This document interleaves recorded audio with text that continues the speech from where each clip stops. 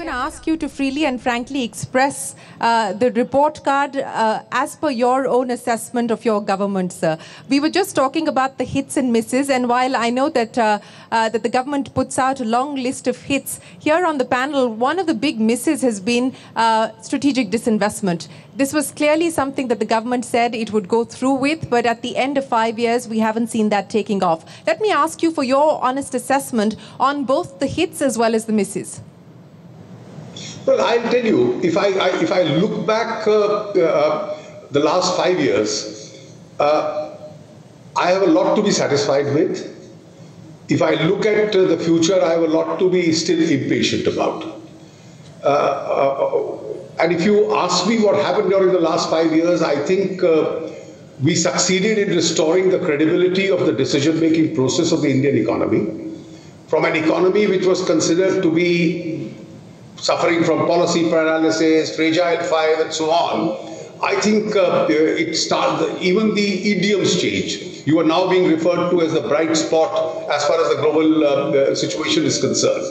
Therefore, to become one of the fastest growing economies in the world, to have decisive leadership, to take certain steps which are in the larger interest of the economy. Now, if you look at the kind of steps, I need not repeat the kind of reform steps that we have taken. Some of them have been understated, some have been overstated. The GST, for instance, the IBC, these have all been overstated steps that we've taken them. Everybody knows, I won't refer to them. But look at the huge change which has come even within the direct taxes. Today you have the whole system which is on software, you have an interface which is gone, you have 99.6% tax returns which are assessed as they are filed, you have people getting refunds online. There's a huge change from what was considered to be one of the most corrupt departments in the country. It unquestionably was, and there's been a huge transformational change. I think this, and if you look at each one of these, look at Aadhaar for instance, it was challenged on the ground, it violates privacy, but the kind of monies that we have been saving annually from Aadhaar, they can fund schemes after schemes beneficial to the poor as far as India is concerned. You've had wasteful subsidies, unchannelized subsidies which have all been eliminated, and the savings are resulting in a more fruitful expenditure as such.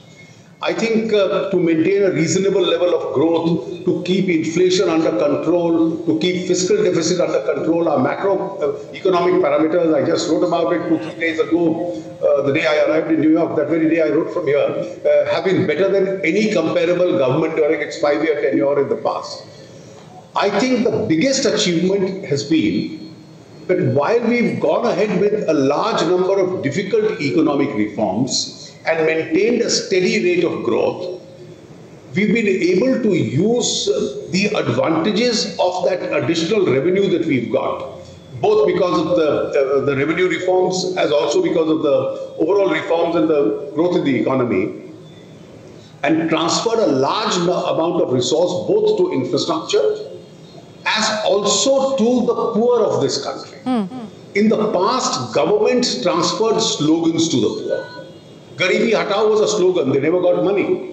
They never came out of poverty. But here you have rural roads, you have rural housing, you have rural electrification, you have rural sanitation, you have modern cooking systems, you have... Now look at what we've done. And I think this single achievement would make any Indian proud. Just about 38% of Indians were insured, either through governmental programs like CGHS, public sector, or corporate facilities which are granted, or through personal insurances that they would buy. In terms of health insurance, I'm referring to. So you had a situation where almost 62% of India was uninsured. We were an uninsured society. In one go, the money we've served through Aadhaar and all these other schemes, we've been able to create the world's largest healthcare system for the poor. Now, it's been, today's the 17th, so it's been 117 odd days, and you have something close to 8 to 9 lakh people who've had cashless hospital treatment. And I anticipate in the second year of the scheme or the third year of the scheme, you will have 1 crore families being treated for hospital expenses free of cost. So you suddenly have 40% added. So from a 38%, you suddenly move to a 78% insured society as far as healthcare in India is concerned. Now, budget after budget on the evenings, we speak about education, healthcare, etc. This is a government which has actually delivered. Now, look at one single achievement. This is the first 5-year tenure of a government. Not 1 rupee of direct tax or indirect tax has been raised. On the contrary, taxes have come down. And what was only theoretically discussed in India, we've increased the tax basis and therefore increased the revenue generation as far as the country is concerned. Now, having said this, these I think are things that we are really satisfied about.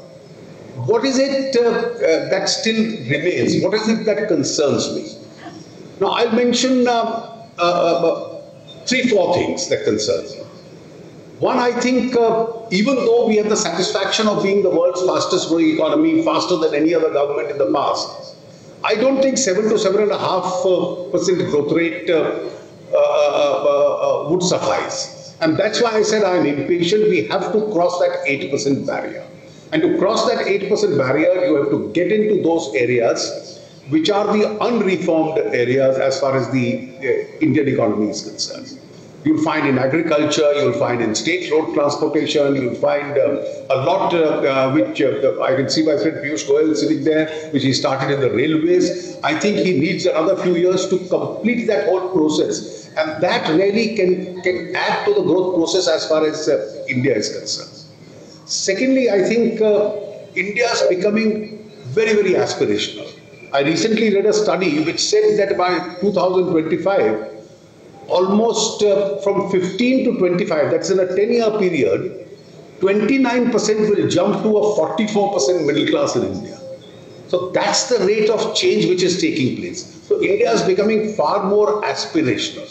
And therefore you need really, if in terms of education, in terms of jobs, the fast-growing economy. Now these are areas of future challenges.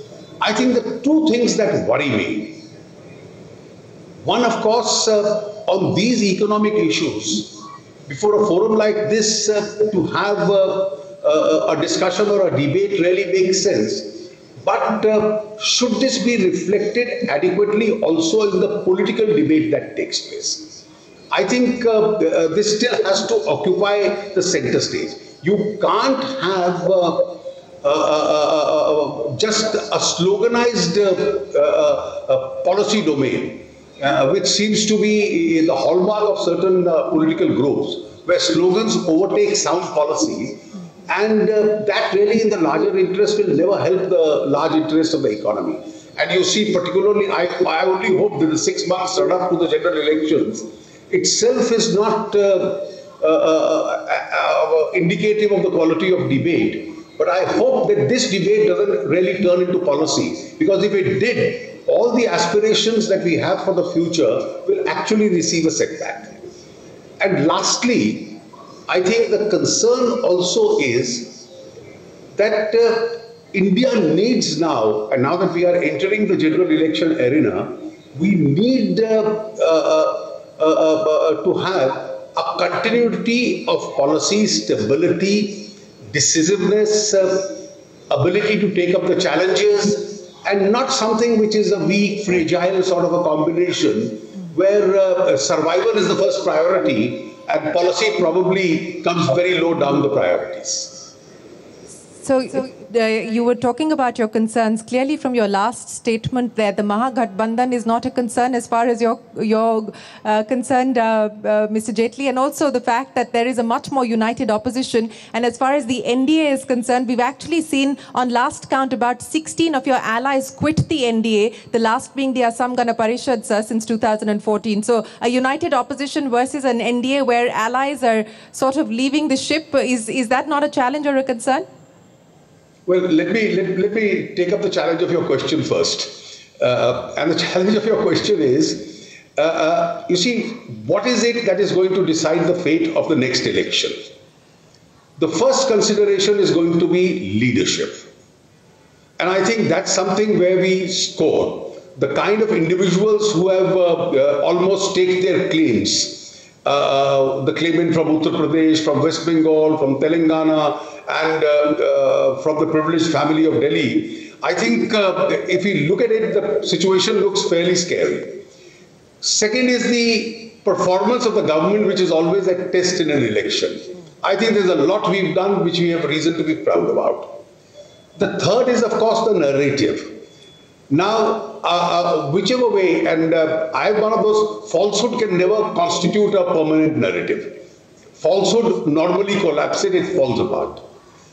And I think last is that as against leadership, decisiveness, performance, future potential, well, our answer is simple: arithmetic. Now that arithmetic is based on only one premise. That premise is not ideological similarity. That premise is not an economic program in common. That premise is not a common vision of how to bring the country together. The premise is not that we have an individual who's a leader. You have multiple claimants. The premise is that we have a politics which is negative in character. And that negative politics is we want one man out. And therefore, on that negativity of wanting one man out, we've all come together. And therefore, that is the whole premise that we have as far as India is concerned. Now, India, as I indicated to you earlier, is a highly aspirational, politically conscious society. And such societies never opt for a suicidal cause. They'll opt for a tried and tested established leadership. The Nawabs of negativity may come together, but that's not something where they are going to hold together and carry much credibility as far as the people are concerned. And I have not the least doubt in my mind that in a battle between chemistry and arithmetic, politics is something where chemistry always succeeds. It happened in 2014, it's happened elsewhere in the world, and I'm quite certain it's going to happen in India. Well, politics is also about getting the arithmetic right, sir, but you would know better than I. You've given us a new one, compulsive contrarian, and now the Nawabs of negativity. That's the new term that you've coined here this evening. But Mr. Jaitley, I know you have to leave, so let me end by asking you, what will be the priorities, sir, going forward? This is election season. Promises are going to be made. I would imagine that there could be some degree of expectation management this time around, given what we saw happen post-2014. What should we expect? What is going to drive the narrative? Well, I think the narrative is going to be driven by predominantly two factors. There is one segment of society which has to be pulled out of poverty. And I think they've also got a message loud and clear that it's only a fast-growing economy, a stability of policy, a stable government, a decisive leadership, which is able to run the country, which can deliver these resources to them. Now, people, let me just give you an example. If 8 crore families transform themselves in their cooking methodologies, if crores of them got a roof on their head in the villages, if from 39% rural sanitation, 98% is the current percentage. Therefore, if crores and crores of them literally got proper sanitation facilities in their houses, they got electricity in their houses. And if you saw across the board, this is not a government which has troubled or put pressures in terms of higher taxation on any segment of society. And therefore, much that the propaganda against the GST went on, today the message is loud and clear. It's been the most consumer-friendly measure that's ever taken place in India, which actually brought the rates of taxation of hundreds of commodities down. So the proof of the pudding is in the eating. And I think the narrative, therefore, is you need a stable government. You need a decisive and a tested leadership. You don't need chaos, because chaos will not enable, a chaotic government will never enable India to grow. It will never enable India to transfer the resources that the country has for the welfare of the poor in this country. Well, we have had coalitions in the past. Not all have been chaotic, but I'll end by asking you, sir, nervousness or trepidation ahead of the vote on account, or confidence? Nervousness or trepidation or confidence ahead of the vote on account as you get ready to prepare it? Well, I think we've been too long in this game to have any form of nervousness as far as this is concerned. I think we are confident. As I said, we are proud of our performance. We've done reasonably well, and therefore there's no reason why we should have any jitters either on the eve of the vote of account or, for that matter, on the eve of elections.